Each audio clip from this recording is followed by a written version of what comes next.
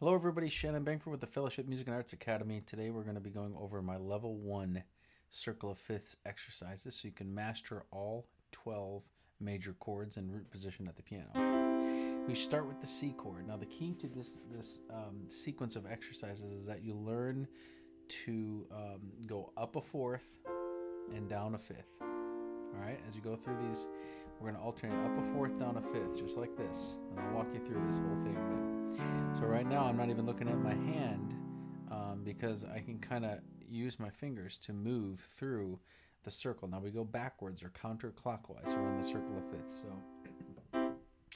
So I start with my C major chord. Now C is the fifth chord in the key of F. So this is 5 above F. But I'm actually going to target this fourth finger here and go up to F major like this and play the F chord. The F is the fifth chord in the next key, the key of B flat. So if I put my pinky on F and slide down, I'll be in B position, and then I need to target the B flat. The reason why the B flat is there is if you look back at the key of F on the circle of fifths, you can see my diagram there. There's one flat, and that flat is B flat. So we're probably talking another theory lesson about why there's a B flat in the key of F. But it's already there, so when you move to the next key, it is B flat. So the next 5 chords are going to be flat chords, and they're going to start on black keys. So I'm targeting my fourth finger. Now my fourth finger is sitting on E right now. A fourth above B flat is E flat. So I need to lower this to the flat. That's the next flat, pivot up. Then I'm going to put my pinky on the E flat, realign my hand, and see that my thumb is sitting right here now on the A flat chord. My fourth finger is right around D. I'm going to put it on D flat and pivot up. Alright, these are the 3 chords I call Oreos because they're black, white, black, like an Oreo cookie. They look like that in my mind.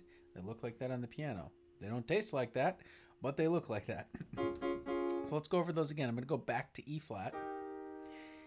And I'm going to, so black, white, black, pivot to my pinky. These are the hard ones. We don't play these that often. We like to play songs in white keys, not black keys.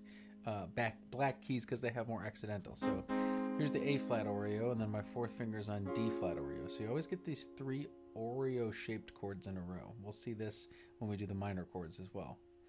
All right, so if I put my pinky on D flat, that is the 5 of G flat. If I put my fourth finger here on B, G flat is the 5 of B major. Here we get some tricky ones here. So B major is white, black, black. Try to visualize that and remember what that looks like in your mind, because eventually we want to be able to do these without looking. Our fourth finger sitting here on E. Actually, I'm supposed to pivot down right now, so I put my pinky on B. 5, 4, 3, 2, 1. There's my next chord, E. 1, 2, 3, 4. To A. Put my pinky on the A, and then I'll be lined up on a D. And then my fourth finger is sitting here on G. And then my pinky here will take me back to C. Okay, so that's the layout of the exercise, right? Of course, you have to know the actual major chords and what those shapes look like and what those shapes are. So just a little bit more theory if you haven't gone over this. Why is this a C major chord? Well, the reason is there's 1, 2, 3, 4 half steps here at the bottom of this chord, and that is called a major third. You could think of it as there's 3 notes in between visually. But if I look at the top part of this chord, this E to G, this third, there's only 2 notes in between, or a total of 1, 2, 3 half steps. That's called a minor third.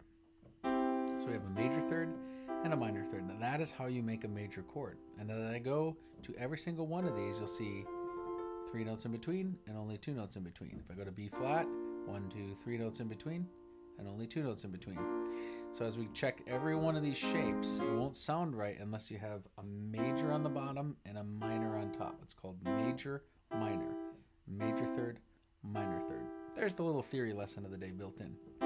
Okay, so how do we practice this, right? Well, first you got to start with your right hand, up a fourth, down a fifth, up a fourth, down a fifth, up a fourth, down a fifth, just like this.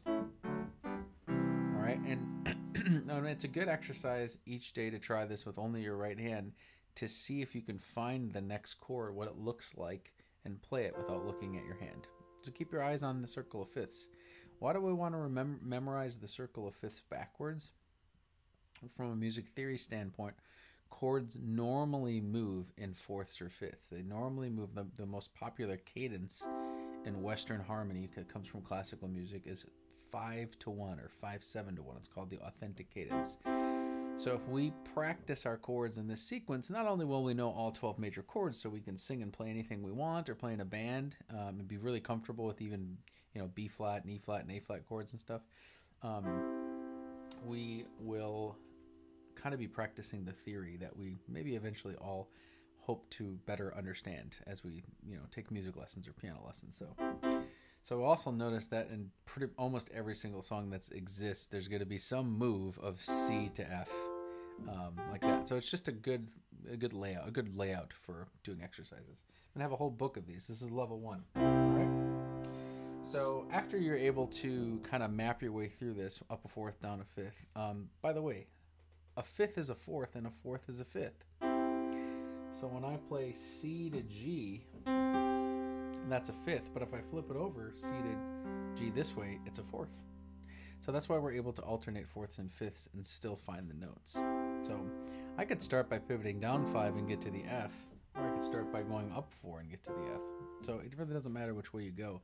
You just need to alternate directions, because if you just go up in fourths like this, you'll fall off the piano eventually, see? You'll get out of screen.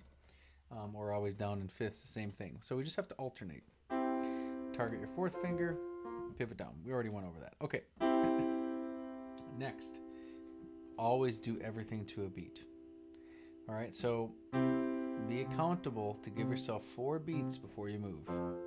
All right, and what am I keeping a beat with? Just the root of the chord. So B flat if you're on a B flat chord, and then E flat if you're on an E flat chord like this. So, and eventually you can speed this up, and you might even get to the point where you don't need 4 beats on each chord. G flat, there's B, and E, and A, and D, and G, and C. All right, so that would be the beginner version of level 1. A chord in the right hand and a root in your left hand. This left hand is going to end up kind of doing the same pattern, up a fourth, down a fifth, all the way through until you get to this lowest C that you can barely see down here. Okay? All right, that is how you practice the chords backwards around the circle of fifths. Good luck mastering your major chords. Thanks.